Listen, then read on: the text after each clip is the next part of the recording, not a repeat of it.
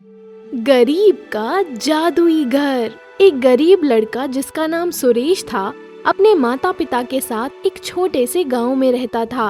उनका परिवार बहुत ही गरीब था और वो रोजगार की तलाश में भटक रहे थे, लेकिन किसी काम में सफलता नहीं मिल रही थी। खाने को भी उनके पास कुछ खास नहीं था। दिन भर वो भूखे पेट सोते और उठते थे। इस संघर्ष से उन्हें बहुत परेशानी हो रही थी। एक दिन सुरेश जंगल में घूम रहा था, तभी उन्हें एक अलग अजीब बुढ़िया मिली। वो बुढ़िया बहुत ही दयालु और मानसिक शक्ति से युक्त थी। सुरेश ने उसे अपनी समस्या बताई और कहा, आप ऐसा जादुई घर दिखाइए जिससे हमारी समस्या का समाधान हो सके। बुढ़िया ने प्यार से हंसते हुए कहा, बिल्कुल, मेरे पास एक जादुई घर है, लेकिन उसमें प्रवेश करने के लिए तुम्हें एक चुनौती का सामना करना होगा। बुढ़िया ने सुरेश से कहा, तुम्हें एक स्पेशल चाबी ढूंढनी होगी जो इस जादुई घर का दरवाजा खोल सकती है। वो चाबी तुम्हें एक बड़े पहाड़ के पीछे मिलेगी। जाओ और उसे ढूंढ कर लाओ। सुरेश ने नई उम्मीद के साथ पहाड़ की ओर यात्रा की। उन्होंने कई दिनों तक पहाड़ में खोज की, परंतु चाबी का कोई सबूत नहीं मिला। उन्हें थकान महसूस हो रही थी, लेकिन वो नहीं हारे। एक दिन उन्होंने एक छोटी सी गुफा में आराम करते हुए एक रहस्यमयी चाबी को देखा। वो चाबी को लेकर बहुत खुश हुए और बुढ़िया के पास लौटे। बुढ़िया ने सुरेश की कड़ी मेहनत की सराहना की और उन्हें जादुई घर के दरवाजे की चाबी दे दी।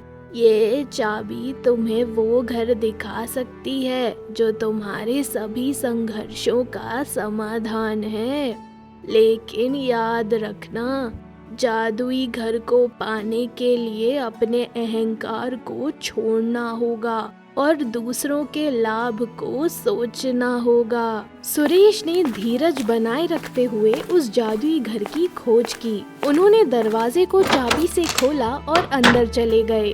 जैसे ही उन्होंने कदम रखा, वो हैरत से भर गए। वो एक अद्भुत समृद्धि से भरा हुआ घर था। घर में सोने की अलमारियां थी, जौहरी आभूषण थे और सुनहरे बर्तन थे। सुरेश की आंखों के सामने एक सपना साकार हो गया था। उन्होंने जादुई घर में घूमते हुए बड़े मजे से सब कुछ देखा, लेकिन जैसे ही सुरेश का अहंकार उभर आया, वो सोचने लगे कि इतनी सारी संपत्ति को अपने साथ रखने में खुशी मिलेगी। वो सोचने लगे कि इस समय में उनके दोस्त भी हो सकते हैं जिनको उन्हें आभूषण देने से खुशी मिलेगी। इस बारे में उन्होंने बुढ़िया से परामर्श लिया। बुढ़िया ने कहा, सुरेश, इसे सोचने की बजाय इस समय में अपने दोस्तों के साथ लाने में खुशी मिलेगी। अपने साथीदारों को खुश रखने से आपकी संपत्ति दोगुनी होती है और आपकी समृद्धि में भी वृद्धि होती है।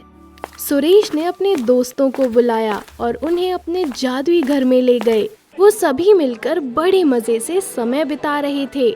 जादुई घर की संपत्ति सभी को संतुष्ट कर रही थी।